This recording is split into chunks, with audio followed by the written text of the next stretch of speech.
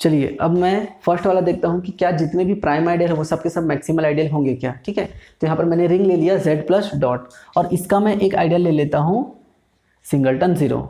ठीक है, तो क्या ये प्राइम आइडियल होगा, इसे चेक करने के लिए मुझे क्या करना पड़ेगा, दो एलिमेंट में लेता हूँ a डॉट b, अगर वो दोनों के दोनों i में बिलोंग करते हैं तो मुझे ये इंप्लाई कराना होगा कि a बिलोंग करेगा i में और b बिलोंग करेगा i में, है ना। तो देखिए i में सिर्फ 0 है, तो a डॉट b को मेरे को अगर i में बिलोंग कराना है तो a डॉट b का वैल्यू क्या हो जाएगा 0, है ना।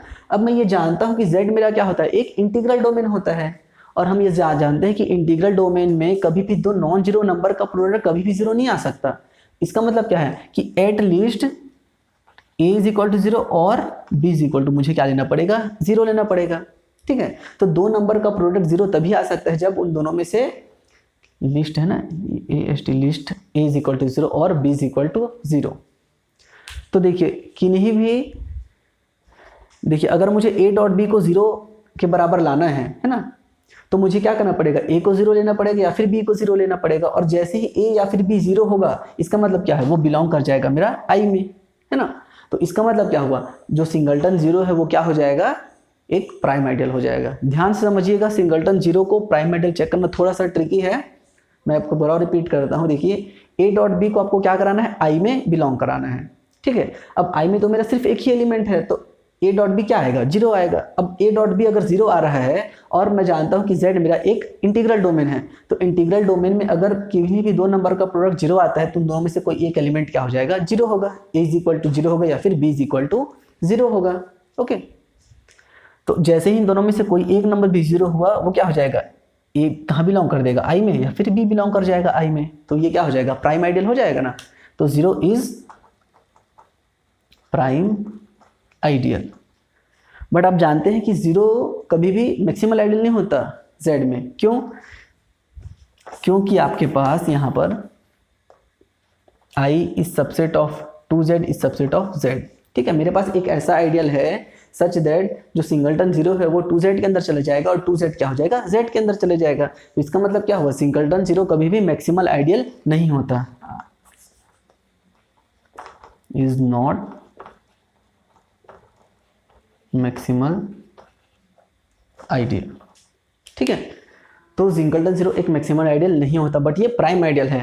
तो यहाँ पर से ये वाला भी मेरे को दिख गया कि ये कहीं से भी दोनों इंप्लाई नहीं करते एक दूसरे को। अगर आप मैक्सिमल आइडियल लोगे तो जरूरी नहीं है कि वो प्राइम आइडियल हो, और अगर आप प्राइम आइडियल लोगे तो जरूरी नहीं है कि वो एक मैक्सिमल आइडियल हो। तो इस स्टेटमेंट को आप ध्यान रखेंगे कि ये एक दूसरे को इंप्लाई नहीं करते। ओके,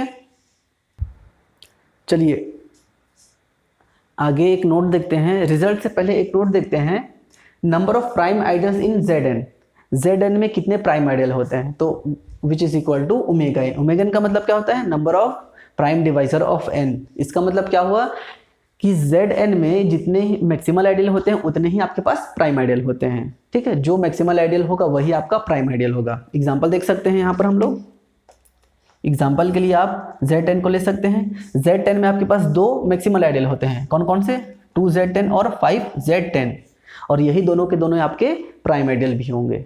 ठीक है, तो ध्यान रखेंगे इस चीज को, number of maximal ideal is equal to number of prime ideal in Zn। ठीक है, अब चलिए ये दो बहुत ज्यादा इंपॉर्टेंट रिजल्ट है, इसे देखते हैं।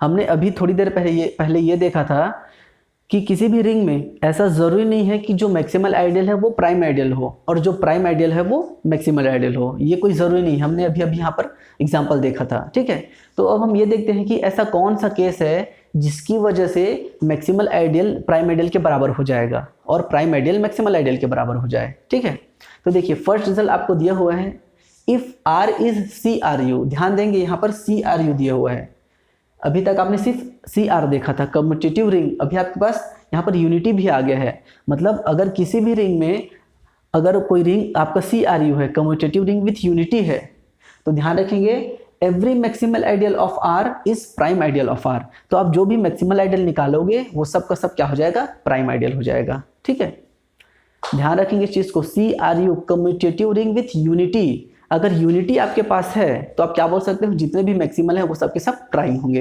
एक एग्जांपल आप इसी को देख सकते हो, Z10 आपका क्या है, कम्यूटेटिव रिंग विथ यूनिटी है, जितने भी मैक्सिमल आइडियल थे वही सब के सब आपके प्राइम आइडियल भी बन गए, है ना।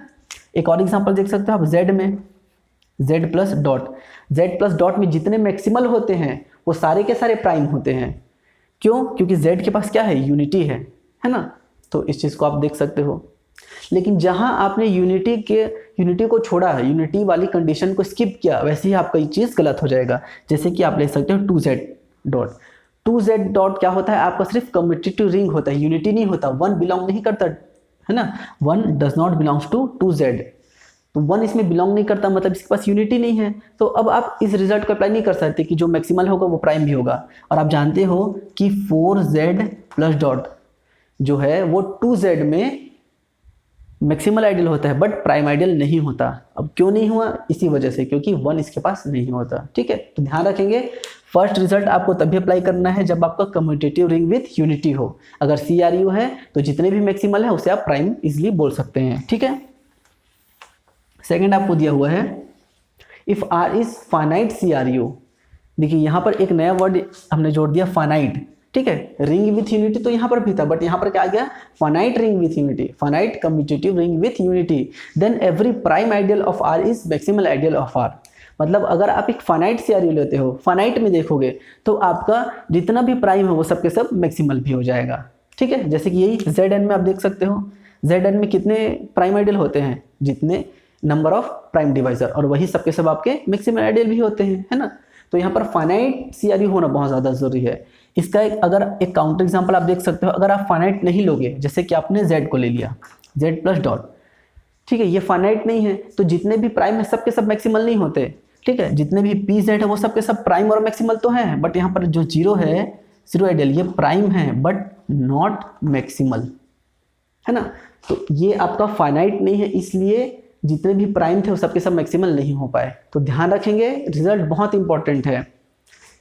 If R is CRU, then every maximal ideal of R is prime ideal of R. Second, if R is finite CRU, then every prime ideal of R is maximal ideal of R.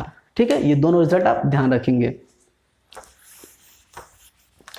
तो यहाँ पर से अगर आप second result को देखोगे तो second result ज़्यादा बड़ा रिजल्ट है ना। देखिए सेकंड रिजल्ट में फर्स्ट रिजल्ट भी कवर हो जाता है फाइनाइट CRU और CRU में।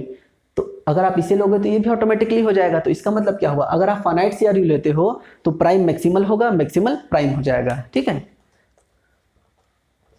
फाइनाइट CRU में प्राइम इंप्लाइज मैक्सिमल और मैक्सिमल इंप्लाइज प्राइम। ठीक है, तो इस चीज़ को आप ध्यान रखेंगे। ठीक है, एक और रिजल्ट मैं यहाँ पर बोल रहा हूँ, आप उसे नोट करिए, बहुत इंपॉर्टेंट रिजल्ट है। किसी भी फील्ड में, ठीक है, किसी भी फील्ड में कितने प्राइम और कितने मैक्सिमल आइडियल होते हैं। तो ध्यान रखेंगे किसी भी फील्ड में सिर्फ एक ही प्राइम और एक ही मैक्सिमल आइडियल होता है। ठीक है, बहुत इंपॉर्टेंट रिजल्ट है, याद रखेंगे। किसी भी फील्ड के पास सिर्फ 2 ही आइडियल होते हैं। ठीक है, फील्ड के पास सिर्फ 2 आइडियल होते हैं, एक होता है आइडेंटिटी और एक होता है इटसेल्फ, वो रिंग। ठीक है, अब इन दोनों में से ये तो कभी भी आइडियल प्राइम नहीं हो सकता, ना ही मैक्सिमल हो सकता है, तो बचा कौन सा, 0। तो याद रखेंगे जो फील्ड होता है उसमें 0 ही आपका प्राइम आइडियल होगा और 0 ही आपका मैक्सिमल आइडियल होगा। ओके।